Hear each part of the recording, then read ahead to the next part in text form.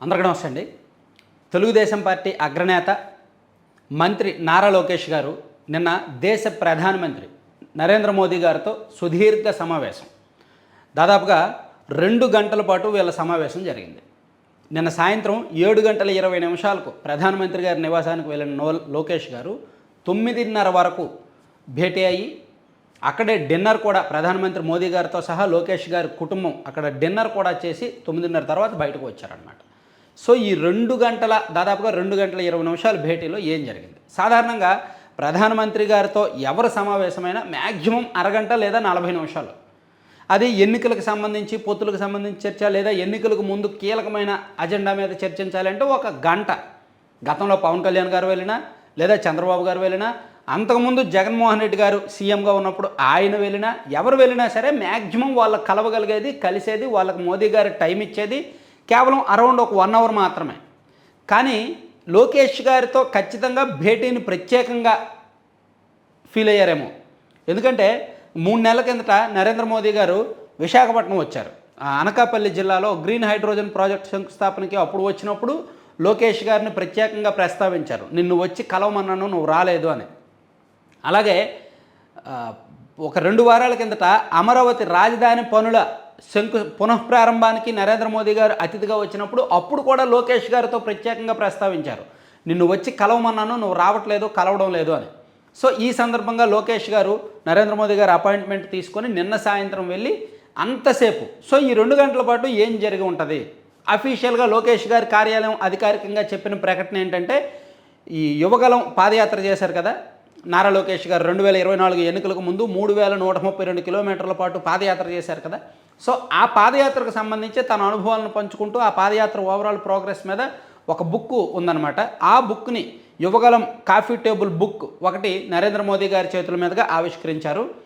దాంతోపాటు కుటుంబ సభ్యులందరినీ కూడా నరేంద్ర మోదీ గారికి పరిచయం చేయడం, ఆయన వీళ్ళందరితో మాట్లాడడం జరిగింది. దాంతోపాటు వికసిత భారత్, వికసిత ఆంధ్రప్రదేశ్ విజన్ 2047 లక్ష్యాల మీద కూడా చర్చించారు అని లోకేష్ గారి కార్యాలయం అధికారికంగా చెప్పింది. అయితే ఇంకా 2 గంటల పాటు చర్చలో ఇవే అంశాలు ఉండవు. ఖచ్చితంగా లోకేష్ గారు మొదట పర్సనల్గా కాసేపు భేటీ అయ్యారు. అంటే మొదట కుటుంబ సభ్యులతో కాసేపు, ఆ తర్వాత 1-to-1 కూడా చాలాసేపు ఇంటరాక్ట్ అయ్యారు. సో ఈ భేటీలో కీలకంగా ప్రస్తావించిన అంశాలు కొన్ని రాజకీయపరమైన అంశాలే ఎక్కువగా ఉన్నాయి. ఇప్పుడు లోకేష్ గారు కొత్త రోల్, ఇప్పుడు తెలుగుదేశం పార్టీలో ఆయన రోల్ మారబోతోంది. ఆయన ఖచ్చితంగా తెలుగుదేశం పార్టీలో హోల్ అండ్ సోల్ బాస్గా మారబోతున్నారు. అంటే చంద్రబాబు నాయుడు గారు పూర్తిగా పరిపాలనకు పరిమితమయ్యి రాష్ట్రానికి సంబంధించి ఇచ్చిన హామీలకు సంబంధించి పరిపాలన మొత్తం ఆయన చూసుకుంటే, లోకేష్ గారు పార్టీని మొత్తాన్ని తన కంట్రోల్లోకి తీసుకోబోతున్నారు. మేబీ ఈ మహానాడుతో ఆయన వర్కింగ్ ప్రెసిడెంట్గా అవ్వబోతున్నారు. నెక్స్ట్ ఆయన పార్టీ అధ్యక్షుడిగా, జాతీయ అధ్యక్షుడిగా మారిన ఆశ్చర్యపోకర్ల. అలాగే ప్రభుత్వంలో కూడా లోకేష్ గారు ప్రస్తుతానికి కీలకమైన రోల్లో ఉన్నారు. ఆయన కేవలం ఒక మంత్రిగా ఉన్నప్పటికీ ఇతర మంత్రులకు దిశానిర్దేశం, ఎందుకంటే మంత్రి ప్లస్ పార్టీ అధినేతకు దగ్గర వ్యక్తి అండ్ సీఎం గారు కుమారుడు కాబట్టి ఖచ్చితంగా ప్రభుత్వం మొత్తం మీద ప్రభావం ఉంటుంది. లోకేష్ గారు కేవలం అందరికీ తెలిసి మంత్రి గారు మాత్రమే, కానీ ఇతర మంత్రులను ఆయన శాసించగలడు, ఎమ్మెల్యేలను శాసించగలడు. కాబట్టి ఒక బాస్ హోదాలో ఉన్నాడు, కాబట్టి ఒక నిర్ణయాత్మక శక్తి స్థాయిలో ఉన్నాడు. కాబట్టి ఈ అంశాలు ఖచ్చితంగా నరేంద్ర మోదీ గారి స్థాయిలో, అంటే ప్రభుత్వ పరంగా, పార్టీ పరంగా లోకేష్ గారు ఒక డెసిషన్ మేకర్, నిర్ణయాత్మక శక్తి. ఈ అంశాలన్నీ కూడా నరేంద్ర మోదీ గారితో ఆఫ్ ది రికార్డ్ అంశాలు చర్చకు రావడం, భవిష్యత్తు ప్రణాళికలు, ఏం చేయాలనుకుంటున్నారు, ఎలా చేయాలనుకుంటున్నారు, సో తన మనసులో ఉన్న ఉద్దేశాలు కొన్ని చెప్పడం, సో నెక్స్ట్ ఇయర్ ఏమైనా మార్పులు చేర్పులకు సంబంధించి కొన్ని చెప్పడం, ఇలా అనేక అంశాలు మాట్లాడారనమాట.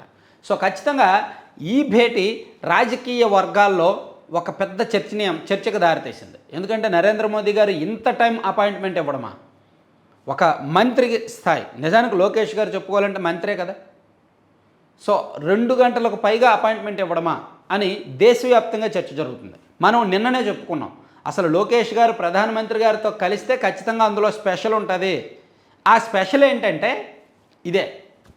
ఇప్పుడు చంద్రబాబు నాయుడు గారు కూడా ఇప్పుడు వరకు ఢిల్లీ స్థాయి రాజకీయాల్లో, జాతీయ స్థాయి రాజకీయాల్లో చంద్రబాబు గారంటే తెలుసు, పవన్ కళ్యాణ్ గారంటే తెలుసు, లోకేష్ గారంటే పూర్తిగా అందరికీ తెలవకపోవచ్చు. ఈ భేటీతో అందరికీ తెలుస్తుంది. ప్రధానమంత్రితో 2 గంటల పాటు సమావేశం అయ్యారంటే ఖచ్చితంగా నేషనల్ మీడియా ఫోకస్ ఉంటుంది. జాతీయ స్థాయిలో వివిధ పెద్దలు కూడా ఫోకస్ పెడతారు ఖచ్చితంగా. సో అది ఇప్పుడు ఆశిస్తున్నది. జాతీయ స్థాయిలో లోకేష్ గారు ఫోకస్ కావాలి, జాతీయ స్థాయిలో కొంత ఒక బ్రాండ్ క్రియేట్ అవ్వాలి. రేపు పొద్దున్న ఆయన పార్టీ బాధ్యతలు పూర్తి స్థాయిలో చేపట్టినప్పుడు ఢిల్లీ స్థాయిలో కొన్ని నిర్ణయాలు తీసుకోవాల్సి ఉంటుంది. ఆ నిర్ణయాలను నేషనల్ మీడియా కూడా కొంత సూక్ష్మంగా పరిశీలిస్తుంది. వాటి పరిశీలనకు ఈ భేటీ బీజం పడుతుంది అనమాట. ఓకే, నరేంద్ర మోదీ గారితో 2 గంటల పాటు భేటీ అయ్యారు.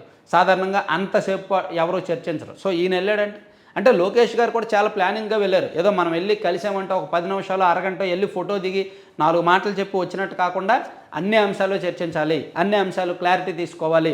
పరిపాలనా పరంగా, రాజకీయ పరంగా, పార్టీ పరంగా అంటే తన ఎదుగుదలకు సంబంధించి ఇలా అన్ని అంశాలను కూడా క్లారిటీ తీసుకొని రావాలని లోకేష్ గారు ముందుగానే ప్లాన్ చేయడం, దానికి తగ్గట్టే వెళ్ళడం, కలవడం, రావడం ఇవన్నీ జరిగాయి. సో ఇప్పుడు ఈ భేటీ దాదాపుగా ఒక వారం రోజుల పాటు చర్చనీయాంశంగా ఉంటుంది. ఎలా చూసేవాళ్ళు అలా చూస్తారు. కానీ ఇది లోకేష్ గారి రాజకీయ ఎదుగుదలకు అత్యంత కీలకమైన సమావేశం అని చెప్పడంలో ఏమాత్రం సందేహం లేదు. Thank you.